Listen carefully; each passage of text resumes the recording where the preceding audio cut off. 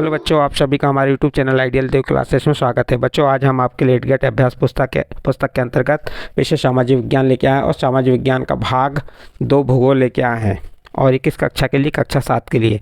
और आपकी एडगेट अभ्यास पुस्तिका मध्य प्रदेश राज्य शिक्षा केंद्र भोपाल द्वारा सत्र 2022-23 के लिए बनाई गई है। और चलिए आज देखते हैं हम अध्याय 8 दिया है मानव पर्यावरण अंत्योदय क्रिया उष्णकटिबंधीय तथा उपोष्ण प्रदेश। ये क्या है अध्याय 8, इसके कुछ महत्वपूर्ण प्रश्न हैं, उन्हें देखते हैं। प्रश्न नंबर 1 क्या कह रहा है, भूमध्य रेखाएं प्रदेश किन अक्षांशों के मध्य स्थित है। भूमध्य रेखाएं प्रदेश किन अक्षांशों के मध्य स्थित है, आप उत्तर बता सकते हैं। भूमध्य रेखीय प्रदेश 10 अंश उत्तर से 10 अंश दक्षिण के मध्य स्थित है। अमेजन नदी इसी प्रदेश से होकर गुजरती है। इस प्रकार आपका प्रश्न नंबर 1 का उत्तर कंप्लीट हुआ। इसके बाद प्रश्न नंबर 2 देखते हैं। प्रश्न नंबर 2 में क्या दिया है, भूमध्य रेखा के आसपास की जलवायु की मुख्य विशेषताएं लिखिए। चलिए इसका उत्तर, भूमध्य रेखा के आसपास का मौसम दिन एवं रात दोनों ही समय लगभग समान रूप से गर्म एवं आर्द्र होता है तथा शरीर में चिपचिपाहट महसूस होती है। देखिए क्या बताया इसमें, भूमध्य रेखा के आसपास का मौसम दिन एवं रात दोनों ही समय लगभग कैसा रहता है, समान रूप से गर्म एवं आर्द्र होता है तथा शरीर में चिपचिपाहट महसूस होती है। इस प्रदेश में लगभग प्रतिदिन वर्षा होती है। इस प्रदेश में लगातार वर्षा होती रहती। कौन से प्रदेश में, भूमध्य रेखा प्रदेश में लगातार क्या होती रहती है, वर्षा होती रहती है। और वह भी बिना किसी पूर्व चेतावनी के। दिन का तापमान और आर्द्रता अति उच्च होती है। रात के समय तापमान कम हो जाता है लेकिन आर्द्रता वैसी ही बनी रहती है। इस प्रकार बच्चों आपका ये प्रश्न नंबर 2 का उत्तर कंप्लीट होता है। इसके बाद नेक्स्ट प्रश्न है प्रश्न नंबर 3। प्रश्न नंबर 3 में क्या है, किस कारण से वर्षा वनों में जैव विविधता सर्वाधिक रूप से पाई जाती है। प्रश्न क्या है, किस कारण से वर्षा वनों में जैव विविधता सर्वाधिक रूप से पाई जाती है, तो आप उत्तर बताएंगे। इन प्रदेशों में अत्यधिक वर्षा के कारण जैव विविधता सर्वाधिक रूप से पाई जाती है। यहाँ की भूमि प्रकाश रहित एवं नम होती रहती है। यहाँ केवल वही वनस्पति हो सकती है जिसमें छाया में बढ़ने की क्षमता हो। इस प्रकार बच्चों आपका प्रश्न नंबर 3 कंप्लीट हुआ। इसके बाद नेक्स्ट प्रश्न नंबर 4 देखते हैं। प्रश्न नंबर 4 क्या कह रहा है, कर्तन एवं दहन कृषि पद्धति में भूमि कुछ समय बाद क्यों बदल दी जाती है। कौन सी पद्धति, कर्तन एवं दहन कृषि पद्धति में भूमि कुछ समय बाद क्यों बदल दी जाती है। तो चलिए इसका उत्तर देखते हैं। कर्तन एवं दहन जैसी पद्धति में भूमि कुछ समय बाद इसलिए बदल जाती है क्योंकि जमीन के टुकड़े का बार बार प्रयोग से मिट्टी के पोषक तत्वों का अभाव हो जाता है, इसलिए इस टुकड़े को छोड़ दिया जाता है। इसके बाद फसल उगाने के लिए किसी दूसरे स्थान को साफ किया जाता है। इस प्रकार प्रश्न नंबर 4 यहाँ कंप्लीट हुआ। इसके बाद प्रश्न नंबर 5 देखते हैं। प्रश्न नंबर 5 क्या कह रहा है, परिवहन विकास में अमेजन बेसिन के निवासियों के जीवन पर क्या प्रभाव पड़ा। तो आप उत्तर बताएंगे।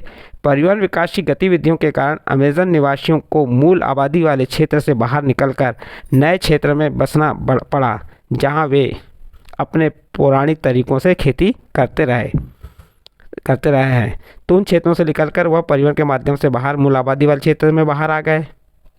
इस प्रकार प्रश्न नंबर 5 कंप्लीट। इसका प्रश्न नंबर 6 देखते हैं। क्या कह रहा है प्रश्न नंबर 6, गंगा नदी की कोई 5 सहायक नदियों के नाम बताइए। गंगा नदी के बारे में जानते हैं आप। गंगा नदी क्या है, हमारे देश की राष्ट्रीय नदी है और उस कहाँ से निकली है, गंगोत्री नामक स्थान से निकली है।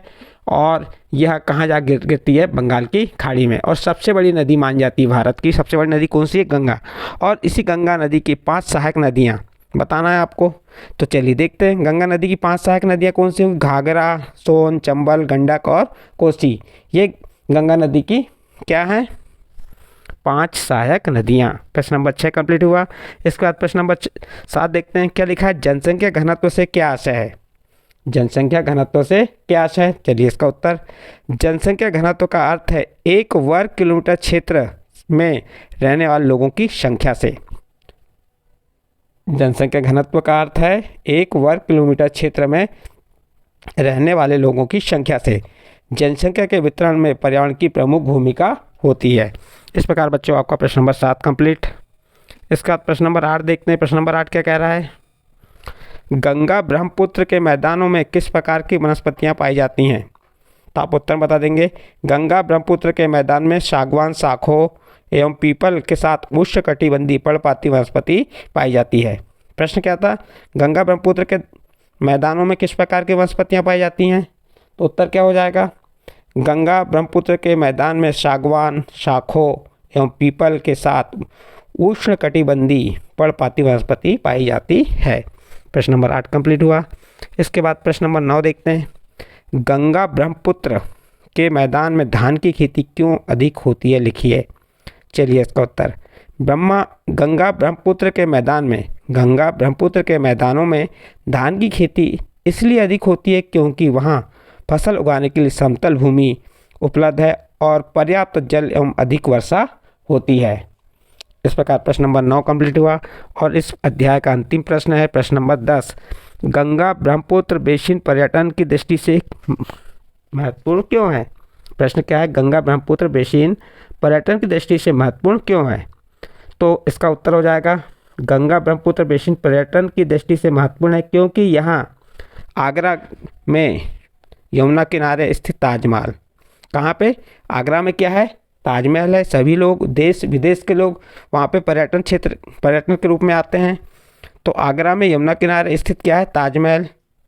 इलाहाबाद में गंगा यमुना का संगम, उत्तर प्रदेश एवं बिहार में बौद्ध स्तूप, लखनऊ का इमामबाड़ा और असम का काजीरंगा जैसे कई दर्शनीय स्थल हैं।